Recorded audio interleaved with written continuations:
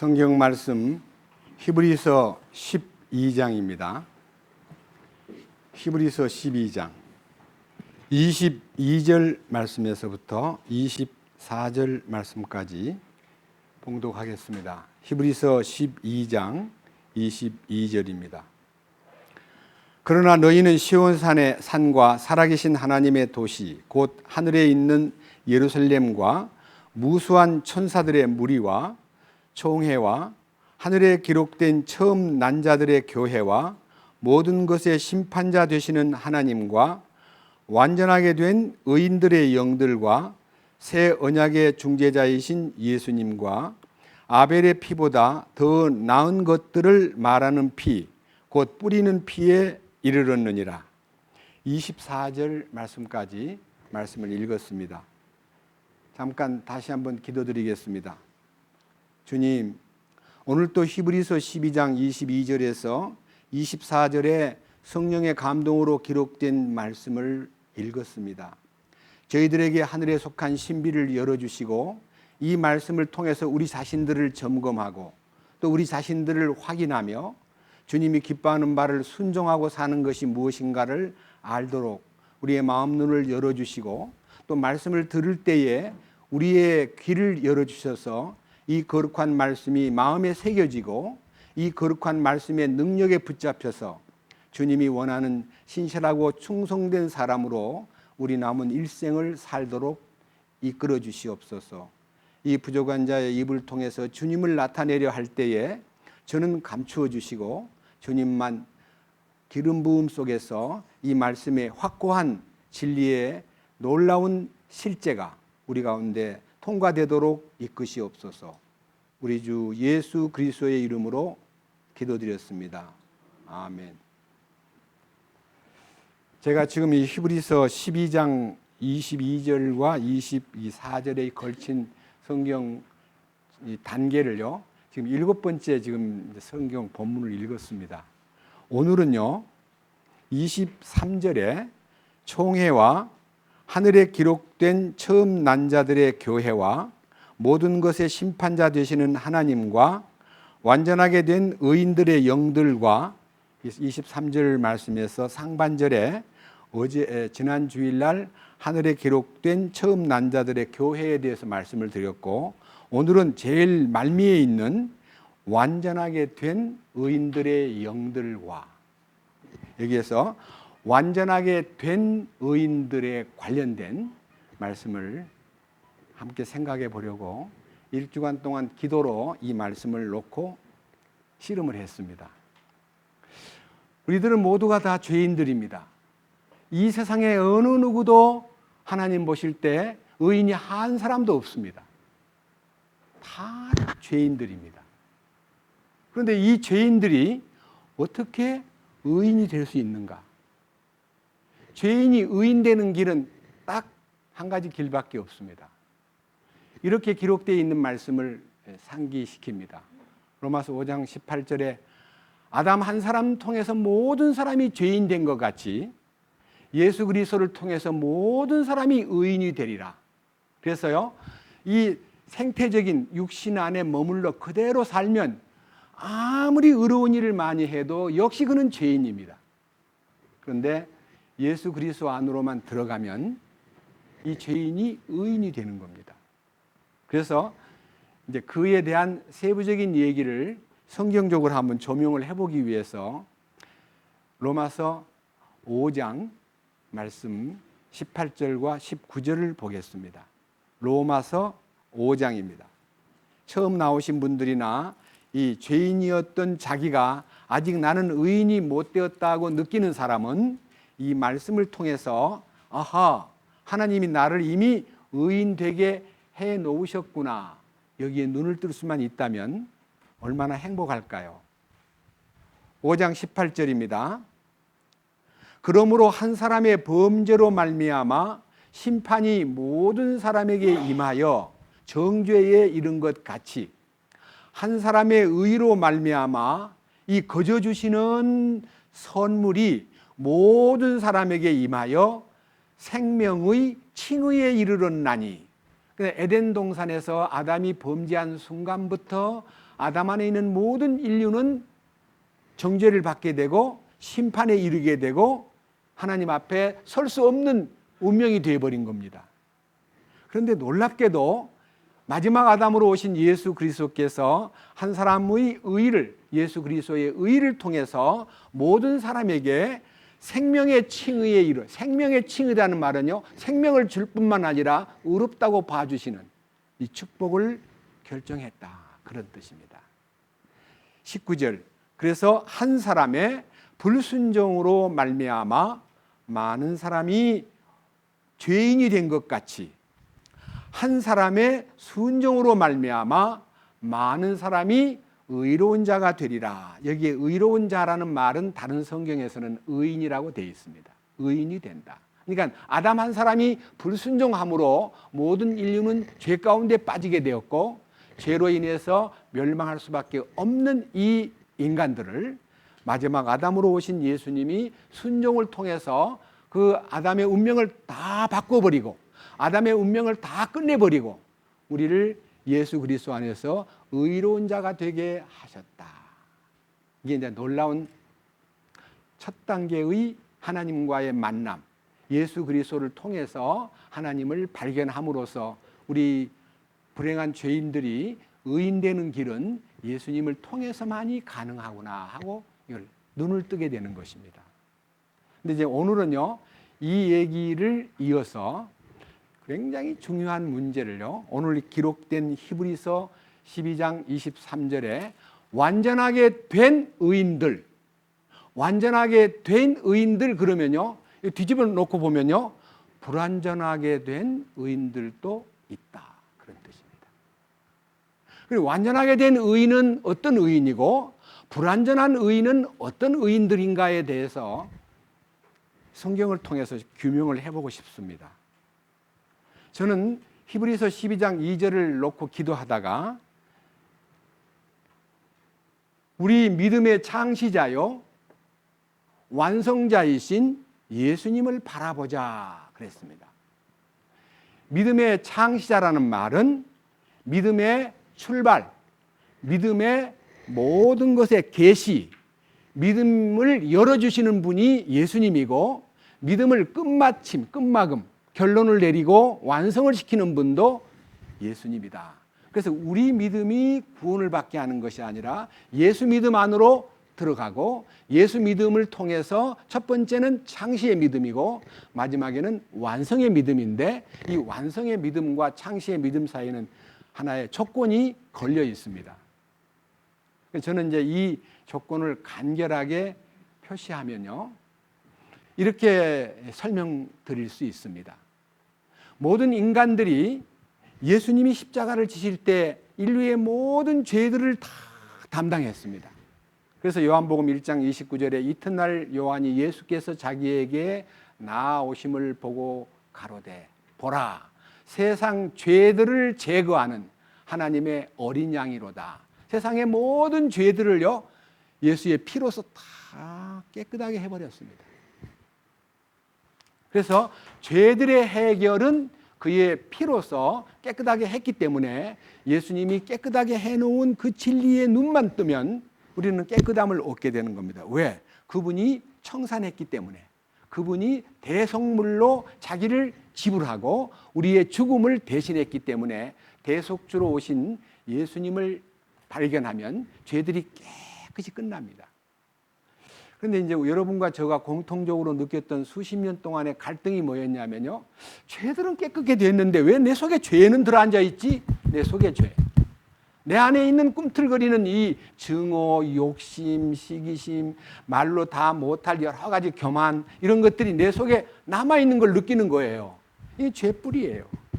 그러니까요, 죄들은 해결이 되었지만요, 죄가 남아있다. 이 속에 있는 죄가 내 속에 잔존하고 있다 하는 이것 때문에 우리는 고민을 했는데, 그래서 이렇게 표시할 수 있습니다. 자, 죄들이 해결된 것을 죄들의 해결을 일컬어서요 창시의 믿음이라 그러고요, 여기서 죄들만 아니라 죄가 해결된 것을 완성의 믿음이라고 일컫습니다. 여기에서 죄들 하는 이 단어하고 죄하고의 단어는요, 죄들은 나타난 현상을 말하고 죄는 숨어있는 존재를 말하는 겁니다. 그래서 우리가 여기서 설명을 올릴 때 첫 번째 죄들이 해결된 것은 영의 구원이고, 두 번째 죄가 해결된 것은 죄의 뿌리가 빠지는 거니까 혼의 구원이라고 말씀드릴 수가 있습니다. 그러면 완전한 의인이 누구냐? 이 두 개를 다 통과한 사람이에요.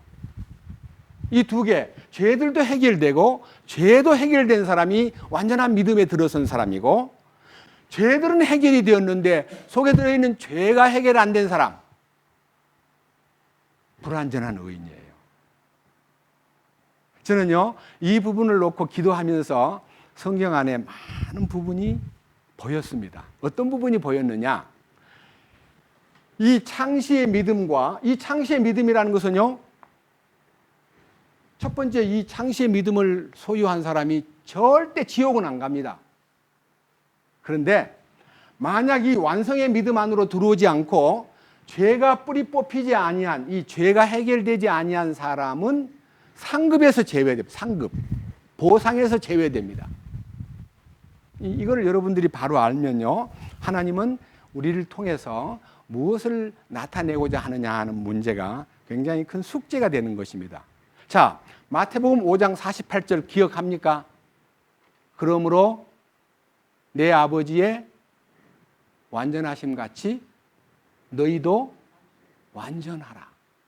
그 완전이라는 단어가 퍼펙트인데요, 그 완전하라는 단어가 지금 우리가 생각하는 완성된 믿음, 또 혹은 완전하게 된 의인들 다 같은 궤를 같이 하는 단어입니다.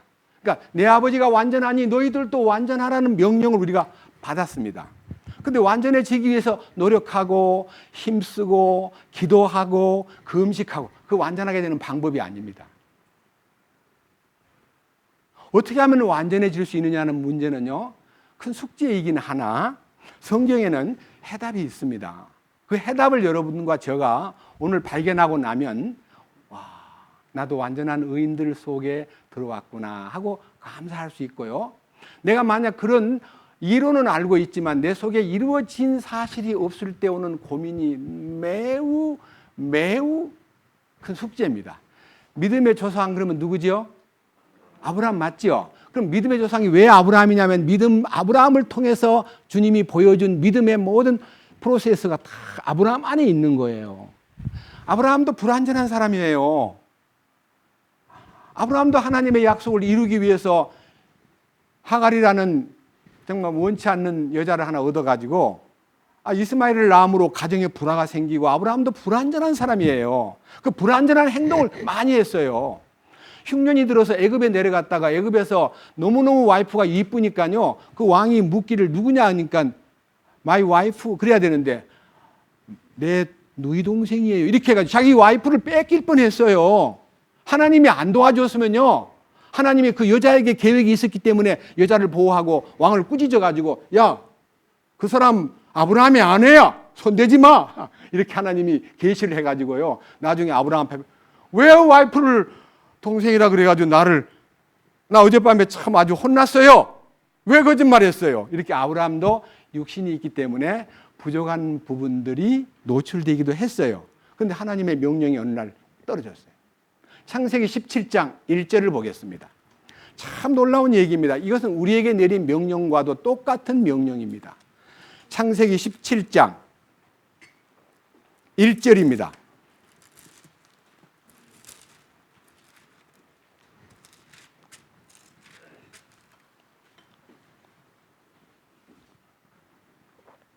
창세기 17장 1절, 아브라함이 99세였을 때에 주께서 아브라함에게 나타나사 그에게 이르시되 나는 전능자 하나님이니라. 너는 내 앞에서 걸으며 완전할지니라.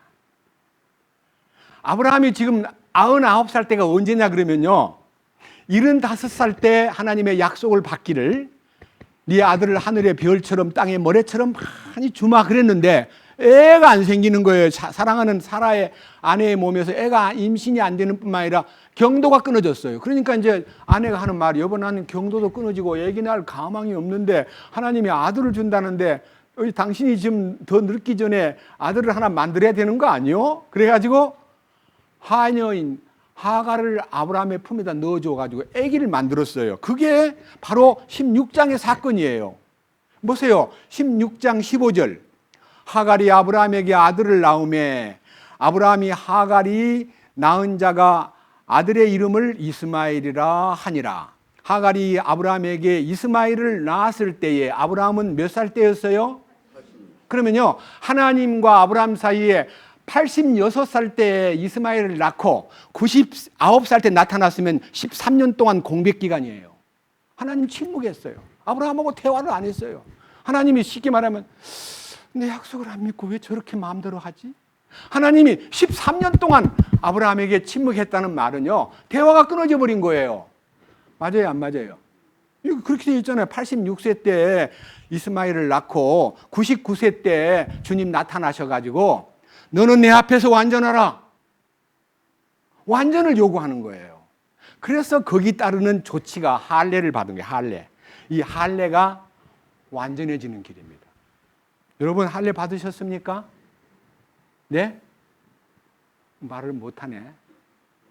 이스라엘 사람 난 지 8일 만에 할례를 받습니다. 그리고 중동에 있는 회교도들, 아랍 사람들 대부분이 13살 때, 이스마엘이 13살 때 할례를 받았기 때문에 그들은 13살 때 할례를 받습니다. 할례가 무슨 뜻인 줄 아세요? 하나님과 계약을 맺는다. 하나님의 언약이 내 살을 통해서 결정되었다. 내 살, 이 살 표피 껍데기를 벗김으로써 하나님과 우리 사이에 이 언약이 피로서 이루어졌다는 것을 상징하는 것이 할례입니다. 이 할례가 예수님까지 2000년 동안 아브라함 때부터 이어왔는데 지금도 할례를 받고 있습니다. 아브라함이 떠난 지 2000년이 되었는데도,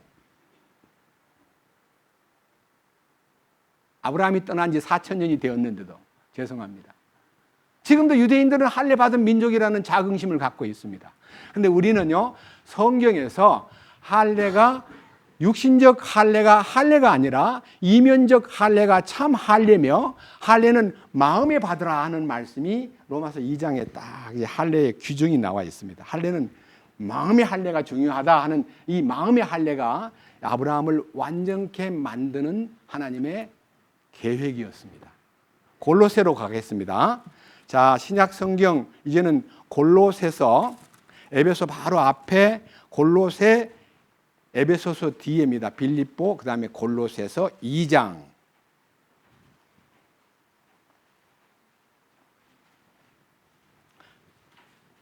골로새서 2장입니다. 9절부터 읽습니다. 이게 할례입니다. 할례가 뭔가를 여러분들이 이제 이 말씀에서 받아들이기 바랍니다. 그분 안에는 하나님의 신격의 모든 충만이 몸으로 거하고, 또 너희는 모든 정사와 권능의 머리이신 그분 안에서 완벽하며, 그러니까요, 머리 대신 그리스도 안으로만 들어가면, 그의 몸으로 취급이 되고 그의 몸 안에만 들어가면 놀라운 역사가 11절, 또한 그분 안에서, 그리스도 안에 들어가면 뭐가 이루어져요? 그리스도의 할례로 말미암아, 아까 말한 육체의 할례가 아니고 어떤 껍질을 벗기는 할례가 아니라 그리스도의 할례로 딱 육신의 죄들에 속한 몸을 벗어버림으로, 이 육신에 속한 몸을 벗는 게 뭡니까? 죄성을 버리는 거예요.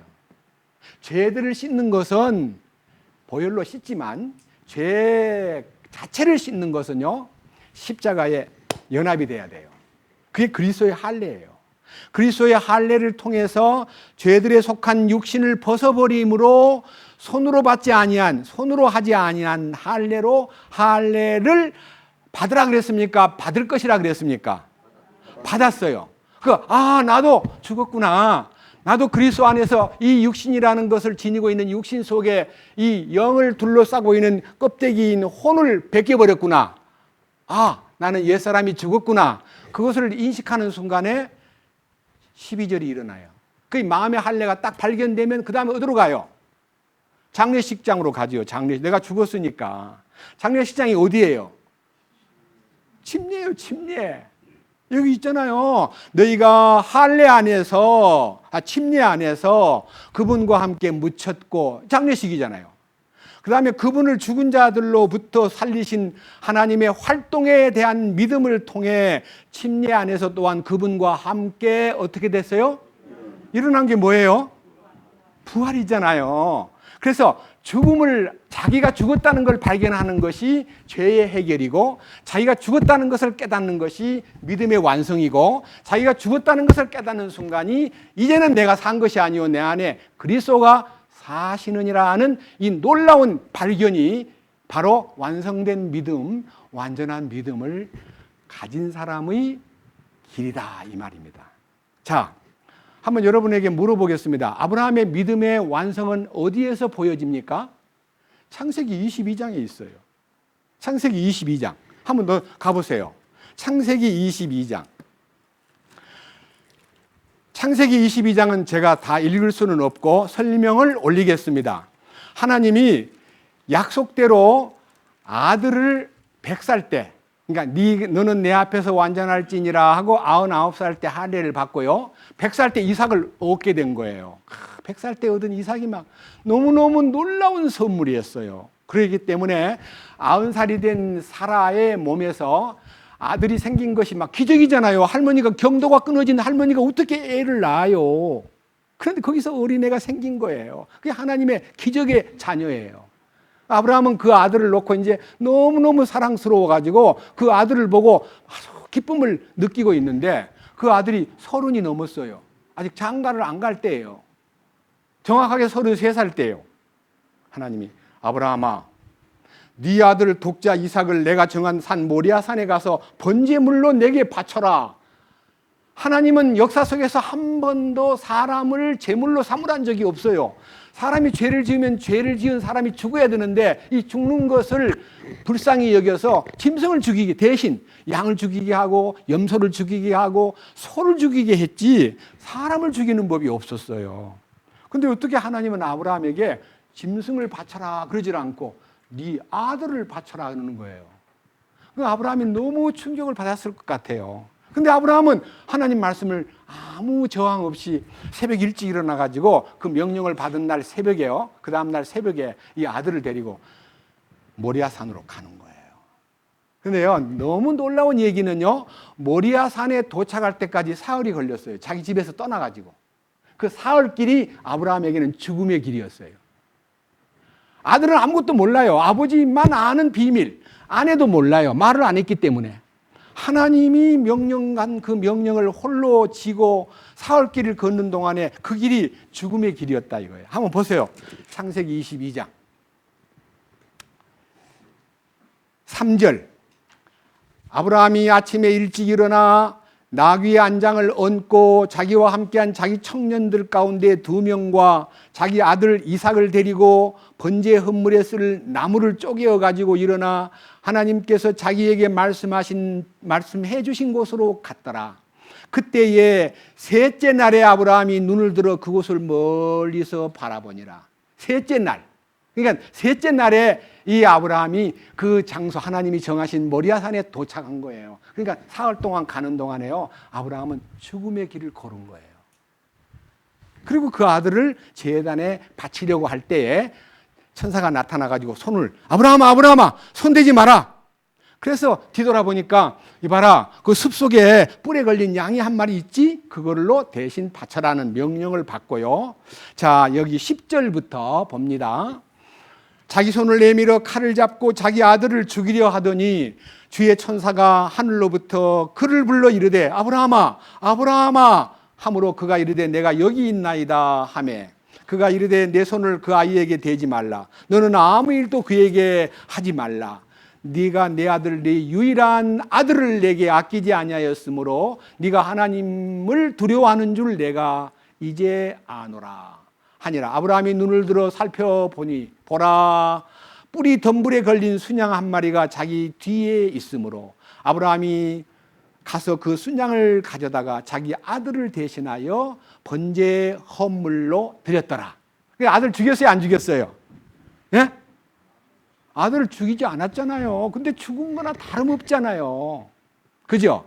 그 아브라함이 이 어려운 현장에서 무엇을 마음에 믿었기 때문에 이런 일을 할 수 있었을까? 이런 행동을 해낼 수 있었을까? 히브리서 11장 갑니다. 히브리서 11장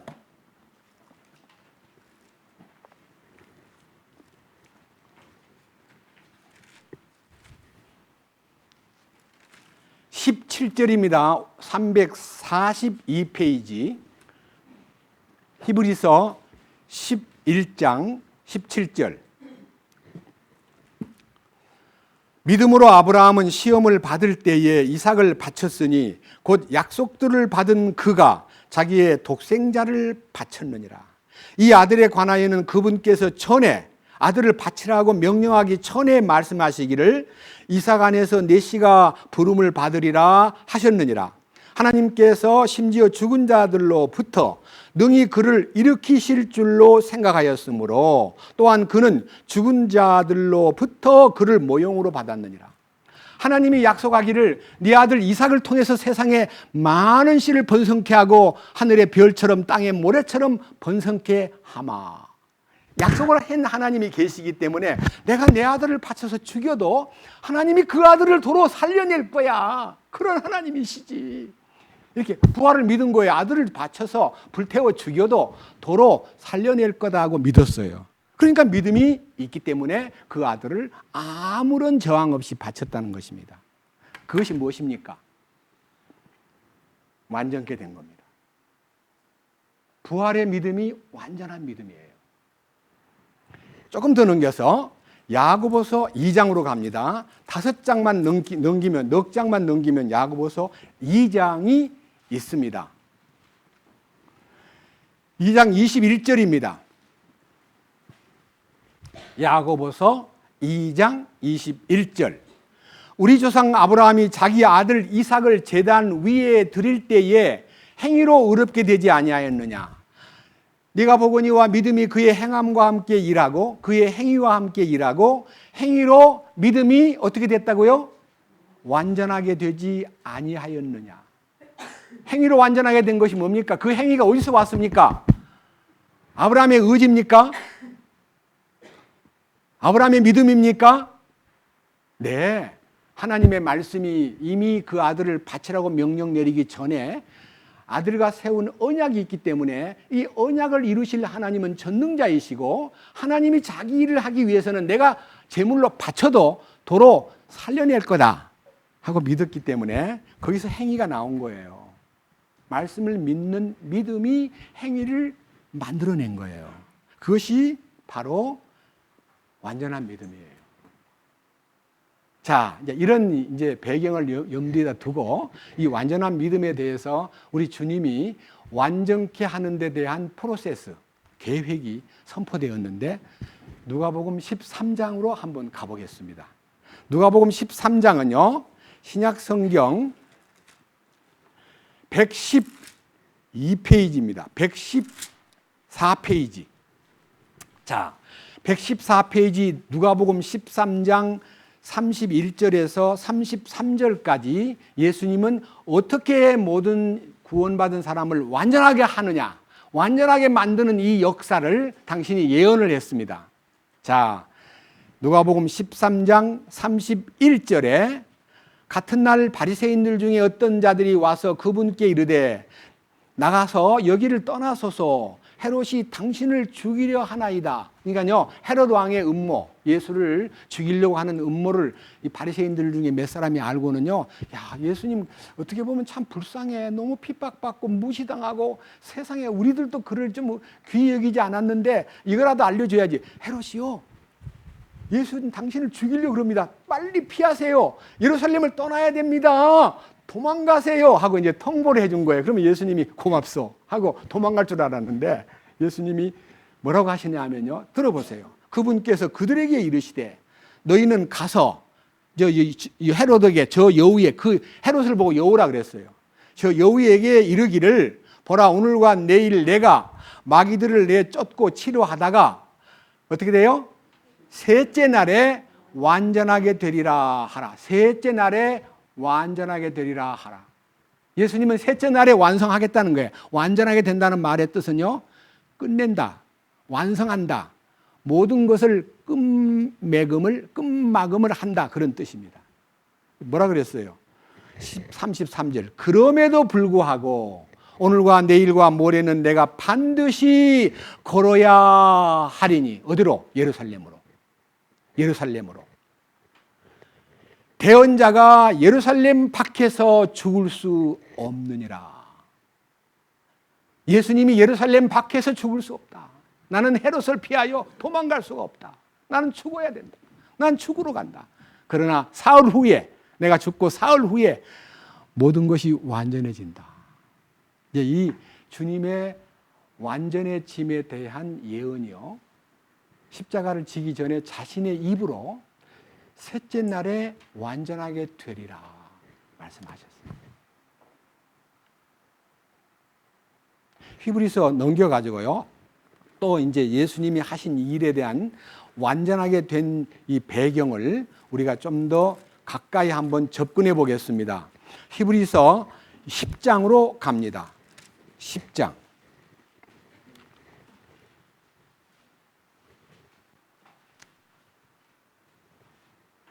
7절부터 봅니다. 10장 7절. 매우 중요한 얘기입니다. 그때 내가 말하기를 오 하나님이여 보시옵소서, 두루마리 책에 나에 대하여 기록된 바와 같이 내가 주의 뜻을 행하러 오나이다 하였나이다 하시느니라. 위에서 그분께서 이르시기를 희생물과 헌물과 번제 헌물과 죄로 인한 헌물은 주께서 원치도 아니하시고 기뻐하시도 아니하시나이다 하셨는데 그것들은 율법에 따라 드리는 것이라. 그 뒤에 그분께서 이르시기를 오 하나님이여 보시옵소서, 내가 주의 뜻을 행하러 오나이다 하셨으니 그분께서 첫째 것을 제거하시면 둘째 것을 세우려 하심이라. 아브라함부터 시작하여 예수님 때까지 많은 제사법이 있었는데요, 그 제물 수많은 양과 소가 죽었다고 해서 그것이 인생을 완전하게 하지는 못한다. 그것은 다만 그림자일 뿐이다. 예수님이 이 땅에 오신 목적은 그 모든 과거사를 거울로 삼아가지고 그것을 친히 자기 몸으로 이루기 위해서 두루마리 책에 나를 가리켜 기록된 모든 것을 행하러 왔습니다 하고 예수님이 이 10장 10절에서 바로 이 뜻을 쫓아, 이 뜻으로 말미암아 예수 그리스도께서 자기 몸을 단 한 번 영원히 드려짐을 통하여 우리가 거룩히 구별되었노라. 예수님이 십자가에서 다 이루었다고 하시는 그 순간 죄들도 해결되고 죄도 해결되었다, 그 말입니다. 10절 밑에 있는 제목이 뭐라고 되어 있어? 제목 다 같이. 예, 주님의 희생이 성도들을 완전케 한다는 말은 첫 번째 창시의 믿음도 주님의 죽으심의 결과요, 피의 은총이요, 둘째 번 죄가 해결되는 것도 주님의 죽으심에 연합만 하면, 주님의 죽으심에 함께 죽었다는 것을 깨닫기만 하면 완성의 믿음이 되는데, 그 약속을 여기서 이렇게 말했습니다. 자, 14절을 보겠습니다. 뭐라고 되어 있습니까? 그분께서는 거룩히 구별된 자들을 단 한 번 헌물을 드림으로 언제까지? 어떻게? 영원토록 완전하게 된 거예요. 그거를 우리가 딱 이 말씀을 붙잡아야 돼요. 우리를 영원토록 완전하게 하셨구나. 맞습니다. 주님 감사합니다. 영원토록 주님의 죽으심 속에는 거룩히 구별될 뿐만 아니라 우리를 죄들도 해결하고 죄도 해결해 주신 놀라운 축복이 그분 안에 다 있구나. 그래서 우리는요, 이 히브리서를 통해서 아까 말한 대로 완전하게 된 의인들의 영들에 대한 얘기가요, 시온의 새 예루살렘의 그 모든 포괄적인 영광된 그 무리들 속에요, 천만 천사도 있고, 그 다음에 처음 난 자들의 총회인 교회도 있고, 무수한 천사들의 막 찬송도 있고, 거기에 이제 완전하게 된 의인들이 참석해가지고 좋아하는데 그 결론이 24절에 어린 양의 피다. 그렇게 딱 나와 있어요. 어린 양의 피 흘림의 효능이 그렇게 놀라운 축복을 영원히 완전하게 하셨다. 그래서 우리가요, 이 일에 대해서 기뻐 감사하고 이 일에 대해서 정말 주님의 은혜를 높이기 위해서 저는 여러분에게 완전한 의인과 불완전한 의인의 차이점을 잠깐 동안 말씀을 드렸는데, 구체적으로 완전한 의인이 가는 길을 뒤로 조금 밀어놓고 불완전한 의인들은 어떤 의인들인가 하는 겁니다. 우리 가운데도 지금 불완전한 의인들이 있습니다. 이 말씀을 듣는 사람 가운데 불완전한 의인들이 너무너무 많습니다. 주님께서 우리에게 생명을 주실 때에 놀라운 하늘에 속한 생명의 씨를 심어 주었습니다. 그 씨가 자라면 뭐가 되죠? 나무가 돼요. 그죠? 씨가 크면 나무가 되잖아요. 너희가 거듭난 것이 썩어질 씨로 된 것이 아니요 썩지 아니할 씨로 된 것이니 하나님의 살아있고 항상 있는 말씀으로 되었느니라. 말씀의 씨가 떨어진 거예요. 자, 그런데 이 씨가 자라가지고 결과는 무엇을 원합니까? 씨를 뿌리는 농부의 마음속에는 뭐가 들어있습니까? 머릿속에? 열매를 바라는 거예요. 열매 맺는 것이 씨 뿌리는 데 대한 목적이듯이 주님이 죄들을 깨끗게 하실 때 벌써 이 마음밭에다가 씨를 심은 거예요.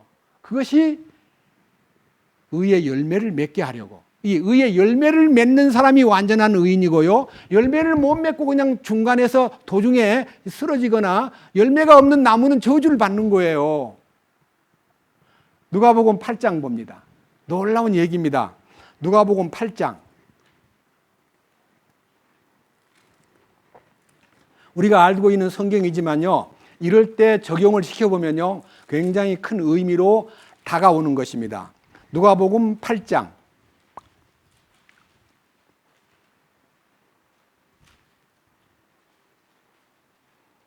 5절입니다. 씨를 뿌리는 자가 자기 씨를 뿌리려 나갈새 뿌릴 때에 더러는 길가에 떨어지며 밟히고 공중의 날짐승들이 그것을 먹어버렸고 더러는 바위 위에 떨어짐에 싹을 냈다가 수분이 부족함으로 곧 시들어 버렸고 더러는 가시나무들 사이에 떨어짐에 가시나무들이 그것과 함께 돋아나 그것을 숨막히게 하였고 다른 것은 좋은 땅에 떨어짐에 싹을 내서 100배의 열매를 내었느니라. 자, 이 말씀이 우리 신앙생활에 미치는 영향이 엄청납니다. 길가에 뿌려진 씨, 돌밭에 뿌려진 씨, 가시나무 사이에 뿌려진 씨, 옥토에 뿌려진 씨, 이걸 갖다가요 죄사함 받는 데다가 적용시켜가지고요, 딴 사람들은 다 죄사함 못 받고 옥토에 떨어진 씨만 죄사함 받았다는 그 죄사함의 얘기를 가지고 이걸 포커스를 맞추니까 답이 안 나오는 거예요. 요 얘기는요, 9절 뭐라 그랬습니까? 그분의 제자들이 그분께 여쭈어 이르되 이 비유가 무엇입니까? 하니까요, 이 비유의 내용은 죄사함이 아니라 하나님의 왕국의 신비에 대한 얘기다 그랬어요. 자, 9절 그분의 제자들이 그분께 여쭈어 이르되 이 비유는 무엇이니까 하매 그분께서 이르시되 하나님의 왕국의 신비를 아는 것이 너희에게는 허락되었으나 다른 사람들에게는 비유로 되었나니 이것은 그들이 보아도 보지 못하고 들어도 깨닫지 못하게 하려 함이니라. 그러니까요, 보아도 안 보이고 들어도 깨닫지 못한 사람이 뭡니까? 하나님의 왕국에 대한 존귀함과 왕이신 주님을 우러러보는 마음이 없으면요, 이 말씀이 지나가 버리는 거예요. 안 보여요. 여기 와서 말씀을 많이 듣고는 있는데 전혀 안 들어오는 이유가 뭐냐면 왕이신 주님을 모시려 하지 않고 자기가 왕노릇 하려고 그러니까 그런 결과가 나오는 거예요. 오늘도 여기 계신 여러분들이 자기가 왕노릇 한 사람이 많다는 걸 스스로 발견해야 됩니다. 내가 내 스스로를 왕노릇하고 있잖아. 시간을 쓰는 일, 돈을 쓰는 일, 환경과 모든 거동과 모든 결정을 다 내가 하잖아요. 왕이신 그분에게 결정권을 맡기는 사람이 적다 이거예요. 어디 그런 것까지 다 물어봐. 그러니까 왕을 모르는 거예요. 아주 사소한 것까지도 물어봐야 되는데요, 안 물어보고 살면 무슨 일이 벌어지냐면 숨이 막혀버려요. 숨 막히는 게 뭐예요? 숨 막혀 죽었다는 말은 뭘 말하는 거예요? 산소 공급이 안 된다는 뜻 아니에요. 그럼 산소 공급이 뭐예요? 성령이 산소잖아요. 바람. 바람이에요. 바람이 안 불면 숨 막혀 죽어버리는 거예요. 자, 밑에 보십시오. 11절. 이제 이 비유는 이러하니라. 씨는 하나님의 말씀이요. 길가에 있다는 것은 말씀을 듣지만 그때 마귀가 와서 그들의 마음에서 말씀을 빼앗아가므로, 말씀을 빼앗아가는 게 뭐예요? 네? 내한테 머물지 않고 그냥 새가 와서 씨를 딱 물어가듯이 내 마음에 뿌려진 씨를 그냥 물고 가버리는 거예요. 그러면 구원을 못 받는 거예요. 여기서 말하는 구원은요, 두 번째 구원을 말하는 것이지 절대로 영의 구원, 죄사함의 구원을 말하는 게 아닙니다. 자, 그 다음 13절. 바위 위에 있는 것들은 들을 때에 기쁨으로 말씀을 받아들이나, 아주 웃는 얼굴로요, 잘 막 이해한 것처럼 아멘, 아멘 하고 받아들이나, 어떻게 돼요? 뿌리가 없어서 잠시 믿다가 시험을 받을 때에 떨어져 나가는 사람들, 시험 받을 때, 그러니까 왕국 복음에 대해서 말씀을 듣고요, 아무리 말씀을 들어도 웃고 듣지만 뿌리가 내려지지 않으면 그는 열매가 없이 되고 떨어져 나갈 수밖에 없어요. 불쌍한 사람이에요. 그 다음 제일 중요한 얘기입니다. 자, 13절 다음에 14절. 가시나무들 사이에 떨어진 것은 말씀을 듣고 나아가다가, 그러니까 말씀을 듣고 나간다는 말은 교회 안 나온 사람 아니잖아요. 말씀을 듣고 나아간다는 말은 생활 속에서 그 말입니다. 어떤 일이 벌어져요? 이 세상 삶의 염려와 재물과 쾌락으로 숨이 막혀. 그러니까요, 이 진리의 말씀을 들은 사람들이 이 진리가 호흡하고, 여러분들이 그 씨를 뿌렸을 때 세 가지 조건이 요구돼야 씨가 발화가 됩니다. 이런 바닥에다 씨 뿌리면 절대로 안 납니다. 적당한 온도가 있고, 적당한 습기가 있고, 적당한 양분이 있을 때 거기서 발화가 돼요. 그런데 가시나무 사이에다가 씨를 뿌려 놓기 때문에 가시가 막 뿌리를 내려가지고 강하게 빨아먹으니까 이 씨가 거기서 숨이 막히는 거예요. 왜냐하면 공급이 안 되니까. 그래서 뭐라 그랬어요? 숨이 막힌 걸로 끝나지 않고 완전함에 이르는 열매를 내지 못하는 자들이니라. 이게 불완전한 의인이에요. 예수 믿기는 믿는데 생활 속에 맨날 염려와 걱정이 가득 차고 삶의 염려와 돈 문제와 쾌락을 추구하는 마음이 그냥 시간만 나면은 무슨 게임이니 컴퓨터니 거기 들어가가지고 텔레비전 앞에서 입이 쭉 벌어져가지고 넋이 빠진 상태로 텔레비 빠진 사람이 많아요. 꾸며낸 이 얘기들에 그리 끌려다녀요. 진리를 아는 사람은 노라고 말할 수 있어야 돼. 그건 아니다. 내가 이제 더 이상 꾸며낸 얘기 속에 빠져 살 수는 없다.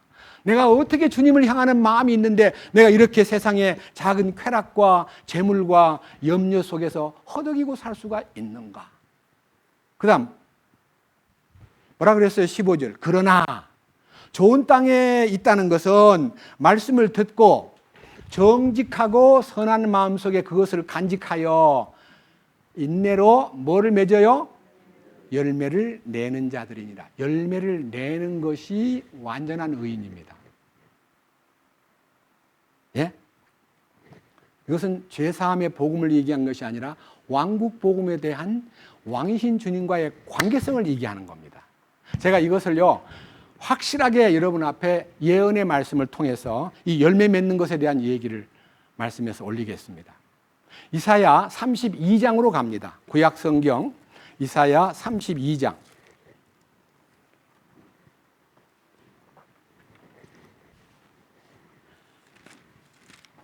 구약 성경 이사야 32장은요 868페이지에 있습니다.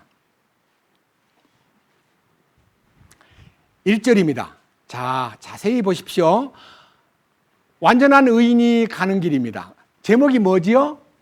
예, 의를 얻은 것만 아니라 의의 통치를 받아야 됩니다. 자, 의의 통치가 뭡니까? 보라, 한 왕이 의로 통치하며, 그러니까 왕이신 주님이 나를 의로 통치하는 그 통치 체계 속에 들어가야 되는 거예요. 그분이 통치를 받으면 통치를 받는 사람들이 그 통치자께서 판단의 공의로 다스릴 터이니, 그러니까 항상 공의롭게만 다스리고, 여러분 공의와 사랑은 공존할 수가 없습니다. 공의는요 죄를 철저하게 미워하기 때문에.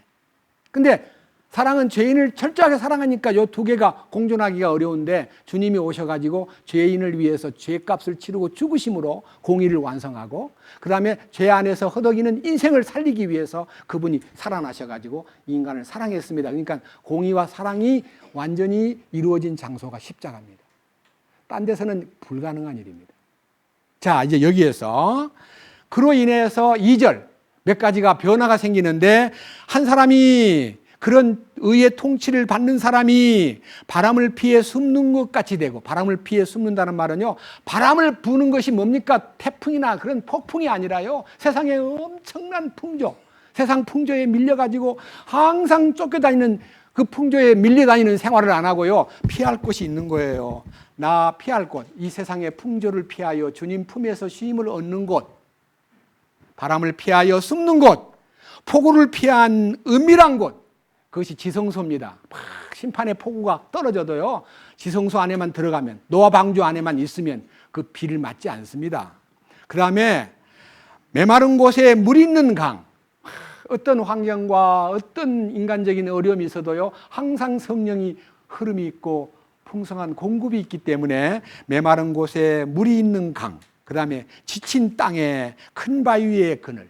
찬송가 있잖아요. 큰 바위에 숨기시고 주 손으로 덮으셨네. 이 축복, 예? 바람을 피해 숨는 곳, 폭우를 피해 숨는 은밀한 곳, 메마른 곳에 물 있는 강, 그 다음에 지친 땅에 큰 바위의 그늘, 그 다음에 이제 그걸로 끝나는 게 아니에요. 3절. 뭐라 그랬어요? 의의 통치를 받으면 보는 눈이 침침하지 아니하고. 죄송합니다. 지금 제가 눈이 많이 침침해졌어요. 막 눈이 피곤해요. 나이가 드니까 노안인 것 같아요.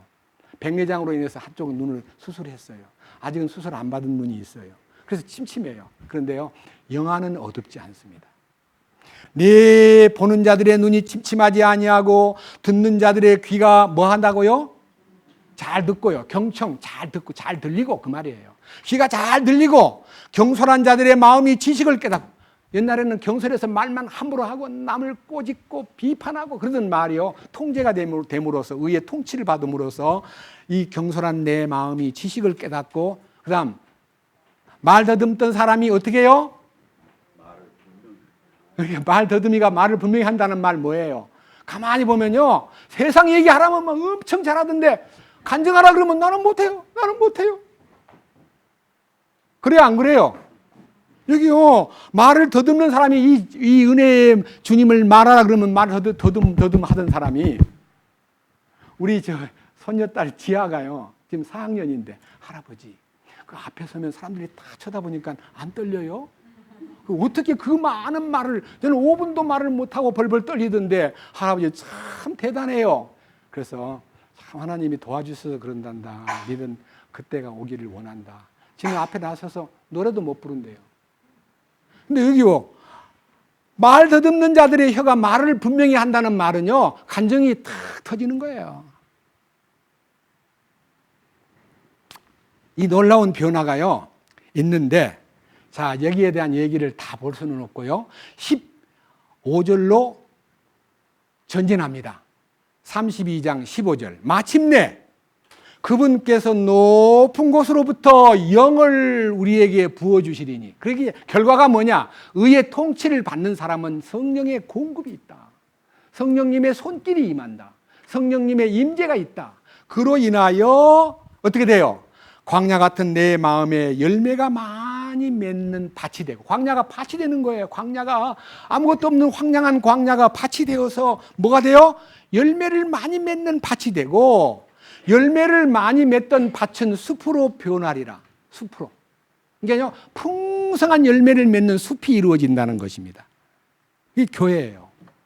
밑에 뭐라 그랬어요? 16절 그때에 판단의 공의가 광야에 거하며 의가 열매를 많이 맺는 밭에 머물리니 열매를 많이 맺는 것이 무슨 열매냐면 의의 열매이기 때문에 그 의의 열매가 그 밭에 머물리니 여러분 요한 이제 고린도서 3장에 보면 밭이 뭐라 그랬어요?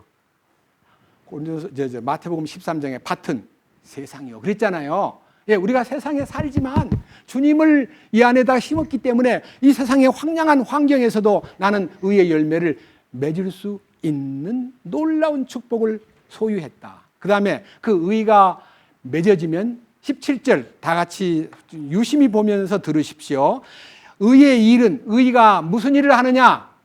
화평을 가져오고 의의 결과는 영원토록 뭐예요? 평온함과 확신이 되리로다. 확신. 누가 뭐 죽었다 깨도 나는 부인할 수가 없어.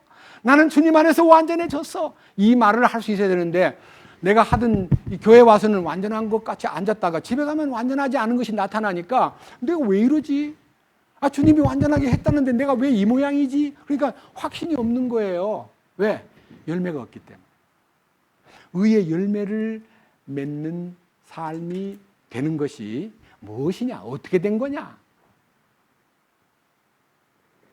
자, 여기 18절 봅니다. 내 백성은 평화로운 처소와 안전한 거처와 조용히 안식하는 곳에 거하려니와. 이게 어디를 가든지요, 평화, 안전, 안식을 누린다는 거예요. 완전한 의인은 의의 통치 안에 살면 완전하게 평화롭고 안전하고 그 다음에 평화로운 처소에서 안식한다 이거예요. 그러니까 교회만 와서 안식을 하는 게 아니라 우리 옛날 우리 어머니는 이 축복을 알기 전에 우리가 어릴 때 교회 가서 하루 종일 계시다가 집에 들어와 보면 너무 엉망으로 만들어 놓으니까 우리 어머니 입에서 나도 모르게요. 교회 가면 천국인데 이 집에만 오면 지옥이다 지옥. 아이고 이놈들 때문에 내가 지옥이다 지옥. 못 살겠다 그렇게 엄마가 말하는 소리를 자주 들었습니다. 그러니까 제가 그게 전도를 할 수 있었죠. 제가 군에 가서 해결을 하고 집에 와서 어머니 교회 가면 천국이고 집에 오면 지옥이죠. 그 어디나 하늘나라라는 것은 뭔 말이요? 예수 내주 모신 곳이 초막이나 궁궐이나 그 어디나 하늘나라라고 했잖아요. 근데 어머니는 왜 집에 오면 지옥이에요? 아니잖아요. 어머니 속에 주님이 없잖아요. 그랬더니 나중에는 막 고개를 푹 떨구더니 맞아.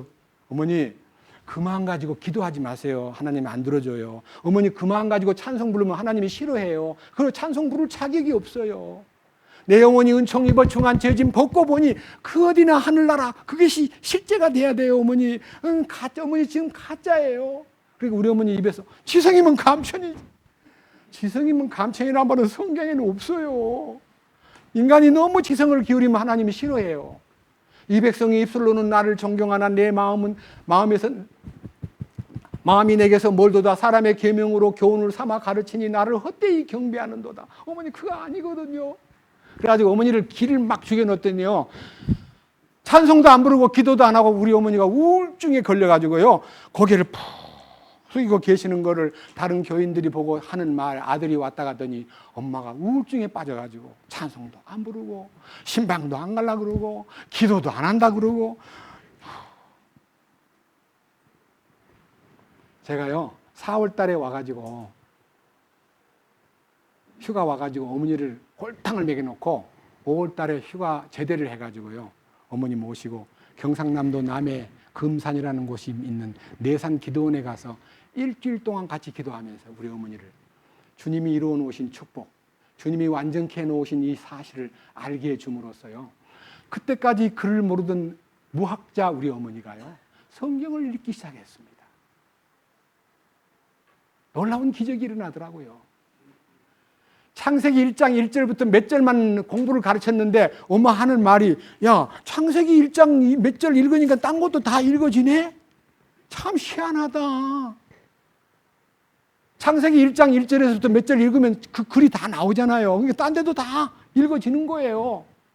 제일 안 읽어지는 것이 받침이 들어있는 거.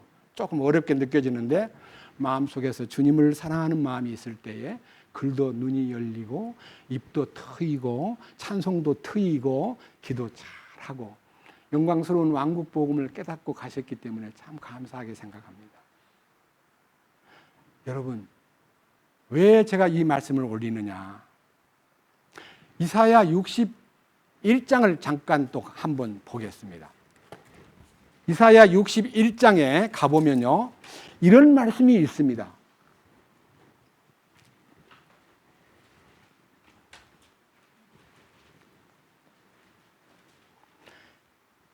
10절입니다. 900페이지입니다. 내가 주를 크게 기뻐하며 내 혼이 내 하나님을 기뻐하리니 이는 마치 신랑이 장식으로 자기를 꾸미고 신부가 보석으로 자기를 단장하는 것 같이 그분께서 구원의 옷으로 나를 입히시고, 구원의 옷, 자 저를 보십시오. 구원의 옷, 창시의 믿음입니다. 그 다음 뭘 입어야 돼요? 겉옷을 또 입어야 돼요. 구원의 옷은 속옷이에요. 여러분 속옷 가지고, 속옷 입고 바깥에 뛰어다니면 안 창피해요? 예? 속옷 입고 바깥에 나갈 자신 있는 사람 한번 손 한번 들어보시오. 아무도 없네. 구원의 옷은 속옷이에요. 겉옷은 뭐예요? 여기 있잖아요. 구원의 옷으로 나를 입히시고 의의 겉옷으로 나를 덮으셨기 때문이라. 의의 겉옷이요, 완성하는 옷이에요. 그래서 부끄러운 구원을 받고 살지 말고 참으로 완전한 구원을 소유하기 위해서 여기 우리에게 주신 하나님의 명령을 알아야 됩니다. 3절을 봅니다. 61장 3절. 뭐라고 되어 있습니까? 또 시온에서 애곡하는 자들에게 정하여 주되 그들에게 제 대신 아름다움을 주고 애곡 대신 기쁨의 기름을 주며 근심의 영 대신 찬양의 옷을 주게 하려 하심이라. 그러니까요, 왜 죄를 뿌리고 왜 애곡하고 왜 근심합니까? 이 땅에서 가장 마음속에서 주님, 나는 구원을 받았는데 왜 이 모양입니까? 주님, 나를 어디로 인도하시렵니까? 왜 이렇게 불완전한 구원을 받고 살아야 됩니까? 라고 죄를 뿌리고 회개한다는 말은요, 죽음이 장례식장에 가면 죄를 뿌려요. 그리고 거기서 애곡을 해요. 장례식장에 가 남의 죽은 데 가서 죄 뿌리고 기도하는 거 좋지만은 너가 죽었다는 것을 발견해야 네가 죄를 뿌리고 네가 베옷을 입고 네가 애곡하면서 근심을 할 때에 주님이 거기에서 죄 대신 아름다움을 주고 그 다음에 애곡 대신 기쁨의 기름을 부어주고 그 다음에 근심의 영 대신 찬양의 옷을 주게 하려 함이니 변화된 거예요. 자기를 애통히 여기는 사람. 저는 그래서요, 이 두 번째 은혜 안에 들어가려면요, 이 죄를 깨끗게 하려면, 죄들 깨끗게 하는 건 믿음으로 가능한데요, 죄를 깨끗게 하려면요, 믿음이라는 말씀보다 더 깊은 의미가 있습니다. 선제 조건이 애통해야 됩니다. 주여, 나는 참으로 가련한 존재입니다. 나는 아무것도 아닙니다. 나는 쓸모없는 존재입니다. 나는 하나님 앞에 기쁨을 드릴 수 있는 것이 아무것도 없는 걸 알았습니다. 이렇게 자기 자신이 아무것도 아니라는 것을 발견함으로써 애통이 일어나는 거예요. 거기서 뭐가 나타나요? 그리함으로 그들이 주께서 심으신 의의 나무라 불릴 것이요 이로써 그분께서 영광을 받으시리라. 무슨 나무예요? 의의 나무가 심어지는 거예요. 의의 나무가 십자가잖아요. 네? 의의 나무가 십자가예요. 예수 그리스도는 우리의 범죄함을 위하여 내어짐이 되고 또한 우리를 의롭다 하심을 위하여 살아나셨느니라. 로마서 4장 25절에 살아나신 그분이 의가 우리 안에 임한 거예요. 십자가를 통해서. 그 순간 의의 나무라 불리는 그 의의 나무가 십자가를 통해서 부활의 열매를 맺는 거예요. 하늘의 미랄이 땅에 떨어져 죽지 아니하면 하늘 그대로 있고 죽으면 많은 열매를 맺듯이요, 내 안에 죽음이 시작되면요, 주님이 의의 열매를 맺게 되는 거예요. 저는요, 이 부분에 대해서 여러분 앞에 선포하기 위해서 기도하는 중에 몇 마디 이 시편에서 축복된 말씀을 보았는데요, 한번 여러분 앞에 솔직하게 한번 불완전한 우리의 과거를 한번 회고해 본다든지 체크해 볼 수 있는 시간 갖기를 원합니다. 먼저 시편 50편으로 돌아갑니다. 시편 50편.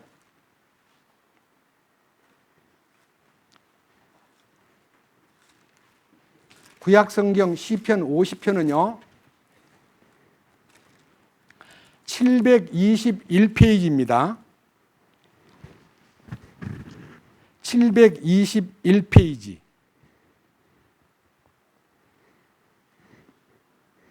50편 5절. 자, 이제 너무나 놀라운 얘기입니다. 나의 성도들을 내게로 함께 모을지니 곧 희생물로 나와 언약을 맺은 자들이라. 희생물로 언약을 맺은 게 뭐예요? 이 첫 번째 죄들을 깨끗게 하기 위해서 주님이 대속제물로 우리를 구원해 주실 때 니들은 나하고 희생물로 언약을 맺은 자들이야. 넌 죄들을 내가 기억지도 않겠어. 내가 다 지워버렸어. 내가 다 빽빽한 구름이 사라짐같이 안개에 사라짐같이 도말해버렸어. 너희는 구속이 되었고 죄가 이제는 없어. 나는 죄를 기억지 않을 거야. 이게 이제 언약을 맺은 사람들이에요. 우리가 첫 번째 언약을 맺은 이 축복이 칭의의 축복, 의롭다함을 얻은 축복이에요. 그런데 놀랍게 이 일을 소유한 사람이 8절, 내가 네 희생물과 네 번제 헌물로 인하여 너를 책망하지 아니하리니 그것들이 계속해서 내 앞에 있어 왔도다. 그러니까 우리는요, 우리 자신이 희생하고 우리 자신이 무엇을 갖다 바치는 것이 주님을 섬기는 일이 아니라요, 우리는 항상 십자가에 돌아가신 주님의 은혜와 십자가의 능력과 보혈의 은총을 항상 들고 주님 앞에 가야 돼요. 그것이 주님이 원하는 바예요. 그런데 이사야 1장에도 기록되어 있고 말라기 1장에도 기록되어 있는 더러운 재물, 너희가 내 앞에 보이려 오니 나는 그것을 원치 않는다. 무수한 재물을 끌고 와도 나는 싫다. 너희 속이 썩어 있기 때문에. 이게 이제 불쌍한 우리들의 모습을 잘 묘사해 놓은 말씀입니다. 14절, 시편 50편 14절, 고난의 날에 감사를 하나님께 드리고 지극히 높으신 이에게 내 소원을 갚으며 고난의 날에 나를 부르라. 내가 너를 건지리니 네가 나를 영화롭게 하리로다. 그러니까요, 우리의 신앙생활은 감사와 주님 앞에 그 높으신 분 앞에 소원을 갚을 줄 알고 고난당할 때에 그분을 부르고 그분의 손길과 그분의 구원의 능력을 통해서 영광 돌리는 삶이 우리들의 삶인데, 불행하게도 16절부터 22절까지가 과거에, 아니 지금 이 시간에도 그런 사람이 우리 가운데 있다는 거예요. 애통스럽게도. 그러나 16절, 사악한 자에게는 하나님께서 이르시되, 사악하다는 말은요, 이 사악한 속에 들어있는 죄가 해결되지 아니한 사람이에요. 죄들은 깨끗이 씻었는데요, 요 속에 들어있는 은큼하고 교만하고 탐심이 가득하고 시기하고 남 욕하고 판단하고 하는 이 속에 들어있는 이 사악성이 사라지지 아니한 자에게 주님 말씀하시기를, 뭐라 그랬어요? 사악한 자에게 하나님께서 말씀하시기를, 네가 무슨 상관이 있어 내 법기도를 밝히 드러내며 혹은 내 입으로 내 언약을 취하느냐. 너는 네 입으로는 말씀을 따라야 된다, 주님께 순종해야 된다, 주님 기뻐하는 삶을 살아야 된다, 내게 있는 모든 것을 아낌없이 바치네, 내 모든 것 변하여 주님 따르네. 말로는 그런데 그런 말 좀 제발 좀 하지 마라 하면서 아주 구체적으로 17절, 네가 어떻게 해요? 교훈을 미워하고 내 말들을 네 뒤로 던지며, 말씀 들을 때만 말씀을 가까이 하다가 생활 속에서는 말씀을 다 던져버리고 자기 마음대로 산다 이거예요. 내 교훈을 미워하고 내 말들을 뒤로 던지고 도둑놈을 보면은 또 그와 동조하고 간음하는 자들을 만나면 그와 함께 동참하고 네 입을 열어 악에게 내주고 내 혀로는 속임수를 꾸미고 앉아서 네 형제를 비방하기도 하고 네 친어머니들의 아들들을 헐뜯는도다. 그러니까 네 생활 가운데 남 비방하고 헐뜯고 속이고 악에게 네 입을 내주고 이런 모든 행동을 보면 내가 안타까워서 못 살겠다. 이게 뭐예요? 죄들은 해결되었는데 이 속에 있는 죄가 해결 안 된 사람은 여기 지금 딱 나와 있는 그대로요. 도둑을 보면 도둑놈하고 같이 동조하고 간음하는 사람하고 같이 즐기고요. 네 혀를 악에게 내주고요. 속임수를 베풀고 형제를 비방하고 그리고 하나님의 자녀들을 헐뜯고, 7가지가 다 나와 있는 거예요. 이거 우리가 해결돼야 돼요. 우리는 조금이라도 형제 자매를 헐뜯거나 비판하거나 우리가 그럴 자격이 없잖아요. 난 죽었는데 왜 옛날 눈 가지고 사람을 봅니까? 주님의 시선으로 형제 자매들을 봐야지. 자, 그 다음 21절, 네가 이 일들을 행하였을지라도 내가 잠잠하였더니 네가 나도 전적으로 너와 같은 줄 생각하였도다. 그러나 내가 너를 책망하고 그것들을 내 눈앞에 차례대로 놓으리라 하시는도다. 하나님을 잊어버리는 자들아, 이제 너희는 이것을 깊이 생각할지어다. 그렇지 아니하면 내가 너희를 어떻게 한다고요? 얼마나 무서운 얘기입니까요? 하나님이 내가 너를 갈기갈기 찢어버리겠다는 거예요. 아유, 너무 두렵더라고. 이 성경 읽다가요, 너무 두려워가지고, 주님, 하나님을 잊어버렸다고 갈기갈기 찢어버리시겠다고요? 이 말은요, 너를 찢어버린다는 말이 아니고 내게 속한 모든 것을 다 찢어가지고, 찢으면 뭐가 돼요? 예? 옷을 찢거나 이 손수건을 찢거나 책을 찢거나 그러면 뭐가 돼요? 쓰레기가 돼버리는 거예요. 아무 가치 없는 것이 돼버려요. 아무리 좋은 작품도 찢어버리면 끝나잖아요. 우리를 찢어버리겠대, 우리가 행한 과거를. 우리는 행한 과거를 스펙이라 하여 남들한테 자랑하려고 그러고 내가 어떤 사람인 줄 알아? 주님 알면요, 그런 과거의 모든 자기의 공적이나 스펙이요, 쓰레기처럼 보이고 배설물로 보이는 거예요. 자, 이거 해결하기 위해서요, 우리가 주님께 기도합시다. 시편 139편 조금 뒤로 넘기셔가지고요, 시편 139편입니다.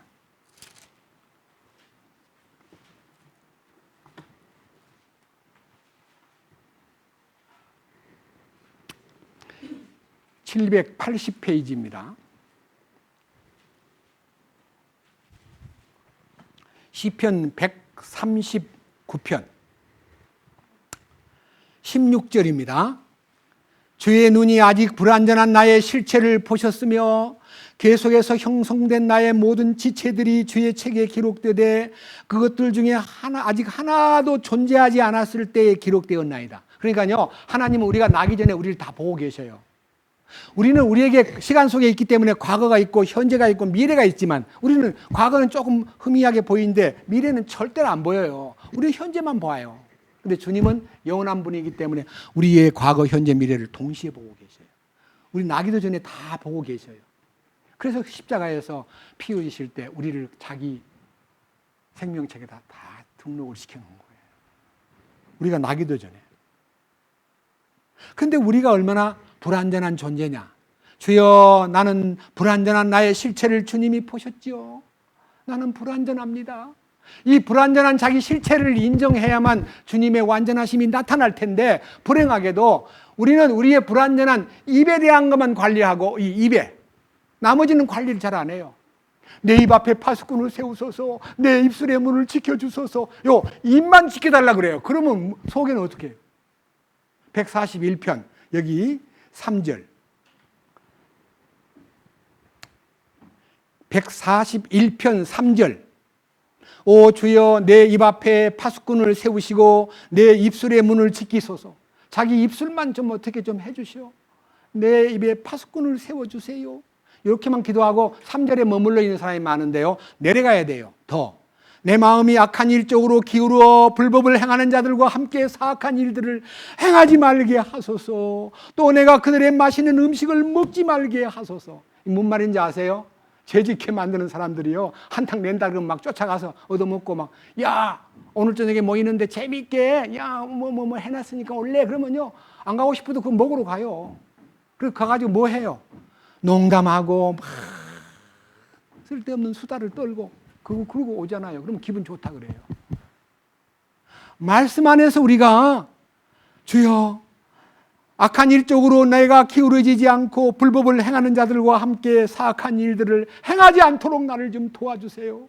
내가 너무 연약한 존재임에 틀림없습니다. 주여 어찌하오리까? 자기를 애통해야 돼요. 그 자기를 애통하고 있으면요, 그 애통한 사람에게 나타나는 현상이 5절이에요. 5절 뭐라 했어요? 어려운 자가 나를 치게 하소서. 그것이 친절이 되리이다. 어려운 자, 완전하신 주님의 의를 소유한 사람이 혹시 꾸짖거나 나무라거나 언제 애통해 본 적 있어요? 그러면요, 감사하게 받아야 되는데, 뭐? 지가 뭔데? 여기요, 의로운 자가 나를 치게 해주십시오. 그것이 친절입니다. 그가 나를 책망하게 해주세요. 그것이 심히 좋은 기름이 됩니다. 우리는 조금만 문제가 있어서 뭐 지적을 해주면요, 싫어해요. 지적해 주는 사람은 사랑으로 한 거예요. 여기에 주여 의로운 자가 나를 치게 해주십시오. 그것이 친절이 될 거예요. 그가 나를 책망하게 해주세요. 그것이 심히 좋은 기름이 되며 내 머리를 부수지 아니하리니 그들이 재난을 당할 때에도 내가 여전히 기도하리이다. 내 머리를 부순다는 말은요, 제가 원어를 찾아보니까 내 머리를 깨버린다 그 말이 아니고요, 내 관념을 깨버리는 거예요. 꾸짖을 때 내 관념이 깨지는 거예요. 자, 6절 그들의 재판관들이 돌 많은 곳에 엎드러졌을 때에도 내 말이 닮으로 그들이 내 말을 들으리이다. 사람이 땅에서 나무를 베고 쪼갤 때에 우리의 뼈들이 무덤의 입 앞에 흩어져 싸우나 오 하나님 곧 주여 내 눈이 주를 향하여 내가 주를 신뢰하오니 내 혼을 피폐하게 버려두지 마옵소서. 내 혼을 피폐하게 버려두지 마옵소서. 이게요, 이 속에 들어있는 죄를 작동하는 이 소위 말하는 운전수가 누구냐면 혼이에요, 혼. 우리 속에 들어있는 이 가득 찬 이 부조화, 이 부조리, 이 더러운 죄덩어리를 끄집어내는 일꾼이 누구예요? 생산 공장이 누구예요? 공장의 공장장이. 내 생각과 감정과 의지 아니에요? 혼이 피폐하게 나를 내버려 두지 마십시오. 주님, 내 혼이 피폐해져 있습니다. 나를 불쌍히 여겨 주십시오. 이런 기도가 마음에 일어날 때에 주님의 손길이 나타나는 거예요. 제가 할 말이 많은데요, 하나만 더 보고 마치겠습니다. 앞으로 넘겨서요, 시편 18편입니다. 다윗의 기도를 통해서 우리가 마무리를 짓겠습니다. 이제 우리는 이 말씀 앞에 냉정하게 자기를 비춰야 될 것입니다. 시편 18편 700페이지입니다. 시편 18편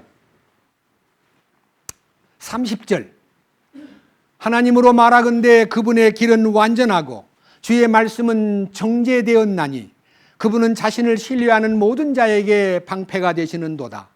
주 외에 누가 하나님이리요 우리 하나님 외에 누가 반석이리요 이 하나님은 곧 능력으로 내게 띠를 두르시며 내 길을 완전하게 하시는 이시로다. 내 길을 완전하게 하시는 그분이 자기가 우리를 완전케 하신 것만 갖고는 안 되고요, 우리의 길, 삶을 완전케 하시기 위해서 그가 역사하는데 그 완전케 하시는 첫 번째 덕목이, 첫 번째 이슈가 19편 7절입니다. 자세히 들어보세요. 뭐라고 되어 있는가? 주의 율법은, 여기서 말하는 율법은 토라를 말하는 게 아닙니다. 하나님의 말씀을 말합니다. 하나님의 말씀은 어떻게 해요? 완전하여 뭐를 변화시킨다고요? 혼을 회심시키고 주의 증언은 확실하여 단순한 자를 지혜롭게 하며 주의 법구들은 올발라서 마음을 기쁘게 하고 주의 명령은 순수하여 눈을 밝게 하는도다. 이 혼이 회심되기 위해서요, 말씀으로 들어가야 돼요. 문제는요, 혼이 완전해지는 것이 믿음의 결말 곧 혼의 구원을 받았기 때문이라고 하는, 이것이 믿음의 완성으로 가는 첫 번째 이게 출발점에서 이 혼을 깨끗게 함으로, 성령을 통해 혼을 깨끗게 함으로 뭐예요? 혼이 깨끗해지는 순간 거짓이 없어져요. 그리고 사랑이 솟구치기 시작해요. 그리고 뜨겁게 열정적으로 피차 사랑할 수 있는 교감이 돼요. 사랑이 통해요. 우리는요, 사랑을 받기 싫어하는 사람은 누가 친절하게 그러면 왜 그래? 갑자기 왜 그래? 저 별꼴 다 봤어. 구원받은 사람은 별꼴 다 봤다는 말을 할 수도 있습니다. 우리는 우리 주님의 온유와 친절로 사람을 접근할 때 때로는 무시당하고 바보 취급을 받기도 합니다. 그런데 그 별꼴이 아니에요. 혼을 깨끗게 함으로 변화를 받았기 때문에 오는 현상이에요. 완전한 의인은 주님이 기뻐합니다. 그런데 불완전한 의인은 누굽니까? 롯과 같은 사람이에요. 롯. 보고 죄송합니다. 롯에 대한 얘기 한 절만 보고 마치겠습니다. 베드로 후서 2장입니다. 롯에 걸어간 길, 롯이 어떻게 불완전한 길을 걸어갔느냐 하는 것은 우리들도 지금 이 말씀에서 자기 위치를 발견해야만 된다고 확신합니다. 베드로 후서 2장 페이지는요, 신약성경 360페이지입니다. 360페이지 6절입니다. 소돔 고모라 도시들을 뒤엎으심으로 정죄하사 재가 되게 하여 그 뒤에 경건치 아니하게 살 자들에게 본보기를 삼으셨으며, 경건치 아니한 삶이라는 게 언가드레니스인데요, 구원받았다 그러면서도요 하나님의 성품 안에 머물러 있지 않고 자기 마음대로 사는 사람을 향해서 롯의 모델을 통해서 본보기가 되었다. 7절 이는 본보기가 뭐냐? 7절 사악한 자들의 더러운 행실로 인하여 괴로움을 받던 의로운 롯을 건지셨으며, 소돔으로 이사를 간 롯은 돈 벌려고 갔지만은 너무너무 악한 동성연애라든지 말로 다 못할 폐기된 도덕률 속에서 롯이 늘 돈 벌면 뭐합니까? 의로운 행실로, 더러운 행실로 인하여 괴로움을 받던 의로운 롯. 옆에 누가 있느냐가 중요한 거예요. 구원받은 사람 옆에 누가 있느냐, 누구하고 사귀느냐 참 중요해요. 자, 8절 이는 저 의로운 사람이, 의롭다함을 얻은 롯이 그들 가운데 거하며 그들의 불법 행위를 보고 들으면서 날마다 자기의 의로운 혼을 어떻게 해요? 의로운 혼이 괴로움을 당하면 뭡니까? 이 스트레스를 받는 거예요. 혼이. 그러면 뭐가 돼요? 막 짜증이 나고 마음이 막 그냥 이상하게 막 다운되는 거예요. 의로운 혼이 막 활기가 차고 기뻐해야 돼요.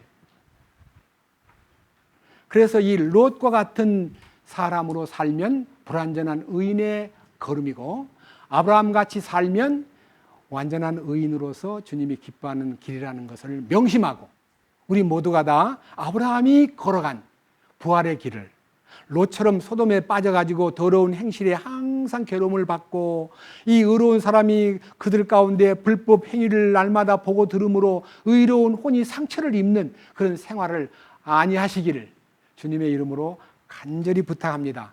기도드리겠습니다. 주님 감사합니다. 오늘은 완전한 의인들에 관련된 말씀을 나누었습니다. 우리 주님이 사대교회에 책망하시기를 너희들이 살았다는 이름을 가졌으나 사실인즉 죽은 자로다. 너희들의 행위의 완전함을 내가 보지 못했다고 책망하시면서 이기는 자요 흰옷을 입은 자만이 하나님의 생명책에 기록된 것을 지우지 아니한다고 하셨습니다. 우리는 그 거룩한 뜻을 받들어 완전한 의인의 반열에 서게 하시고 불완전한 의인의 반열에 서서 부끄러운 구원을 받고 주님이 주시는 혼인잔치에서 예복을 입지 아니한 자가 쫓겨났듯이 쫓김을 당하는 사람이 되지 않도록 이끄시옵소서. 우리 주 예수 그리스도의 이름으로 기도드렸습니다. 아멘.